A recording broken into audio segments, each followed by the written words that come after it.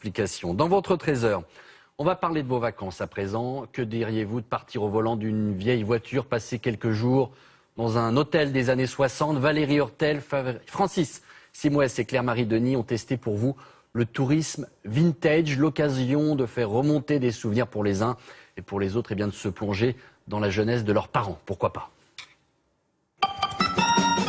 Arpenter les routes sans clim, un œil sur la carte, oui, c'est encore possible.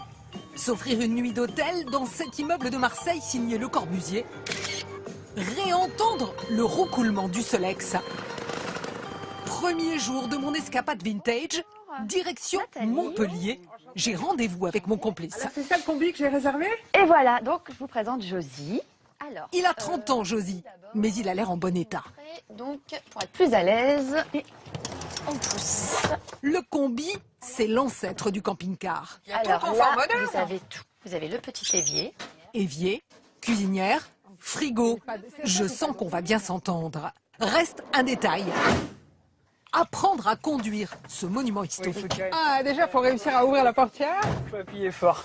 Donc, les vitesses. Donc 4 vitesses, c'est très imprécis. Donc la troisième. Imprécis. Oui, côté vitesse, en effet, ça flotte. Je passe la seconde. Ouais. Côté frein et tenue de route, c'est guère mieux. Après, c'est tenue de route des années 70. Bon, je roulerai doucement. Là, vous voyez le compteur qui monte jusqu'à 120, je crois. En principe, à 70, 80, 90, on est bien. C'est la bonne vitesse de croisière. Dernier conseil pour éviter une panne.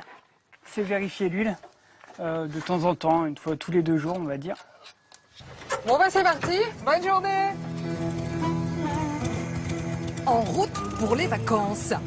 Coût de la location de ce combi, 400 € pour 3 jours. Qu'importe, j'ai rajeuni de 40 ans. J'apprivoise la bête, son odeur, ses craquements.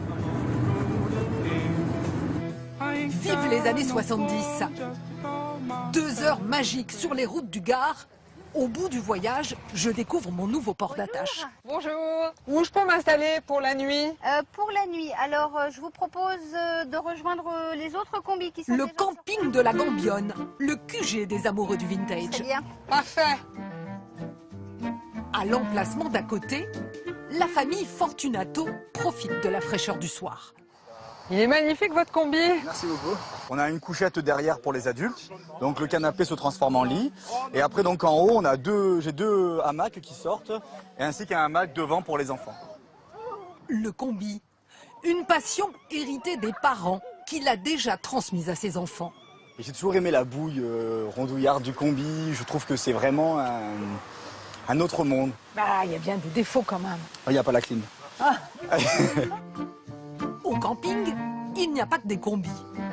Pour 45 €, on peut s'offrir une nuit dans une caravane vintage comme celle-ci. Elle est totalement dans son jus. Alors là, pour le coup, elle est rideau, coussin et avec les meubles qui sont en formica. Qu'est-ce qu'ils viennent chercher, vos clients ici? Ben, je dirais les personnes plus âgées, les souvenirs. Ça m'arrive d'avoir, notamment plus des dames d'ailleurs, des femmes qui pleurent parce qu'elles retrouvent une odeur, une émotion de ce qu'elles ont connu enfant. La nuit venue, j'abandonne mes copains de camping. Bonne nuit. Il est temps d'installer mon campement. Après 3 heures au volant de mon antiquité, moi, j'ai besoin de repos. Deuxième jour, direction Marseille. Une nuit dans un hôtel au cœur de ce vaisseau de béton signé Le Corbusier. Et si on essayait? Le seul immeuble de la ville classé au patrimoine de l'UNESCO. Mais quel drôle d'endroit ici. On s'attend pas à trouver un hôtel dans cet immeuble. J'aime bien dire que nous sommes l'hôtel inconnu de Marseille, le plus connu au monde. 1952, Le Corbusier réinvente le logement collectif. Un village vertical sort de terre, 300 logements, des commerces, un hôtel. Pas un gros succès à l'époque. Merci. Aujourd'hui, on vient du monde entier visiter la maison du Fada. Qu'est-ce qui reste alors dans les chambres de l'époque de la construction? En fait, il reste toutes les structures, toutes les boiseries, les fenêtres sont toutes d'origine. Ça marche encore, hein? Alors, C'est du vintage juste que dans la salle de bain? Ah oui, oui, et puis j'ai fait exprès de conserver les carreaux bleu clair. C'est vieux, mais ça marche. Il y a de l'eau chaude. Oui, mais tout fonctionne. Dormir chez Le Corbusier a un prix. 79 € la petite chambre, 145 pour celle-ci.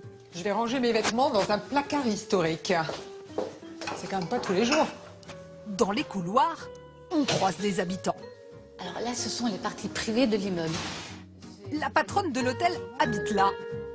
Aux clients qui insistent, elle fait même visiter son appartement. Qu'est-ce que c'est ça? Alors ça, non. C'est la boîte de livraison de nourriture. Le Corbusier voulait libérer la femme de l'esclavage des tâches domestiques. Génial les années 50.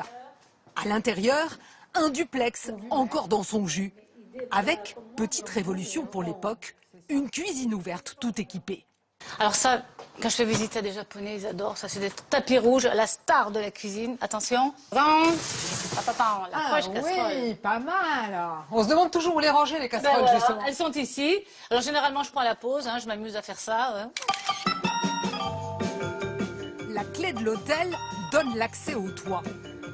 Comme le pont d'un paquebot dans le ciel de Marseille. Ces Japonais ont fait 10 000 km pour voir ça. C'est un bâtiment magnifique. Le Corbusier est l'inventeur de nos appartements d'aujourd'hui.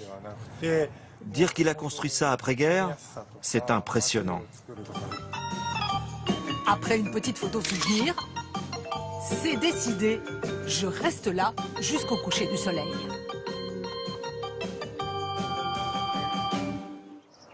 Dernier jour de mes vacances vintage, l'Anjou nous attend. C'est ici la balade en Solex, ça? Oui, tout à fait. Bonjour. Bonjour. Bonjour tout le monde. Vous en avez déjà fait, vous? Oui. Non, jamais, ce sera la première fois. Mettez tous vos starters, à fond. Au domaine de Piéflon, Franck Gourdon a tout prévu. Tu regardes loin devant. Ouais. Ok. Ouh. Tu regardes loin devant. C'est toujours. parti pour un petit tour de chauffe. On est prêt. Ça sent l'essence, ça pétarade, mais c'est bon.